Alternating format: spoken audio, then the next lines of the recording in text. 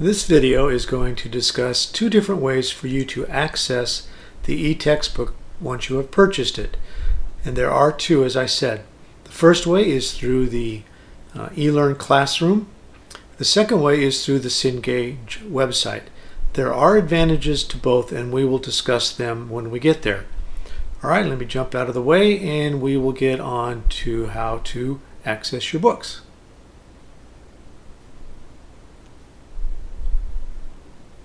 All right, we've already covered the top 3 points here.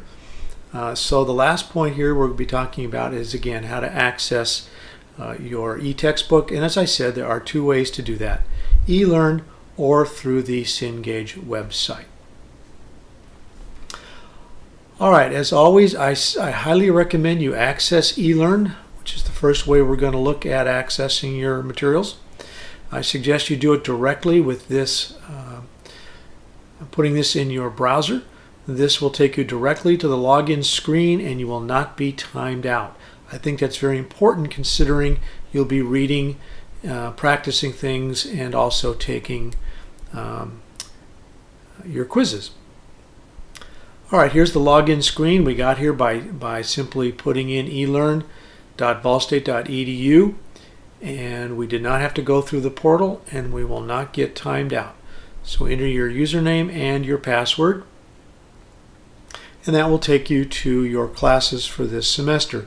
Now notice, again, I'm using different terms. I'm going to use an example here from fall of 2012. Yours will, of course, be the current year. So what we're going to do is we're going to take a look at the fall term 2012 Introduction to Criminal Justice. So you would click on that link for whichever class you're wanting to access. After doing that, verify you're in the class you intended to be in. In this case, we are in CrimJ 1010 Introduction to Criminal Justice. The next thing you'll do is click on the content link, because under this tab or this link is where you will find the materials like the e-textbook and your CourseMate materials. All right, generally your screen should look something like this. Now you will notice I have circled CrimJ 1010. For now, disregard the syllabus. What I want you to pay attention to is the letter A and the CrimJ 1010 is where you will find the e-textbook and the CourseMate materials. What you have to do to see it, though, is click on that plus to expand the materials in there. Once you do that, your screen should look like this. You will notice under Course Resources, it says CourseMate, Careers in Criminal Justice. There's a Criminal Justice Library and the e-textbook.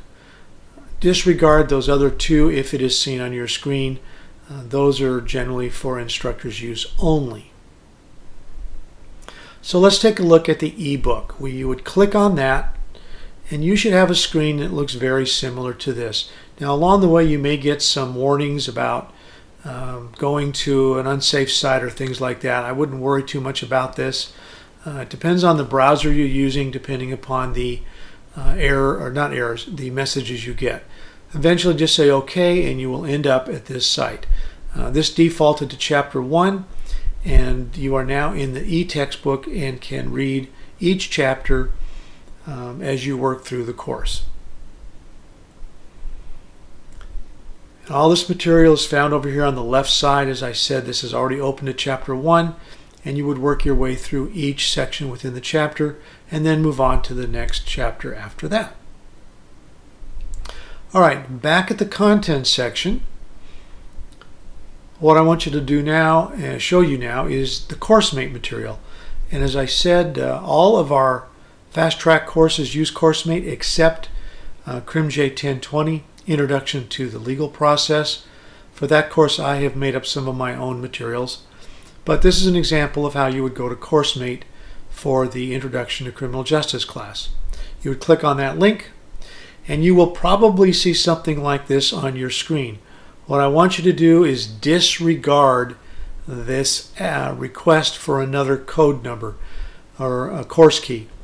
This is a management tool that if I chose to use it, I would give the class an additional number to enter here. It shows me how much you are using the CourseMate materials. I just don't choose to micromanage you folks that way, so just disregard and don't worry about that request for a course key.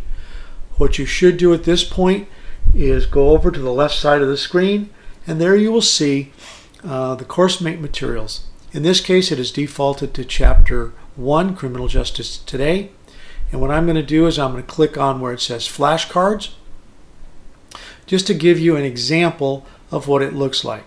So here I have clicked on the flashcards, and the first one that comes up deals with a flashcard about the wedding cake model. These are very, very good ways for you to continue to learn the materials in the course.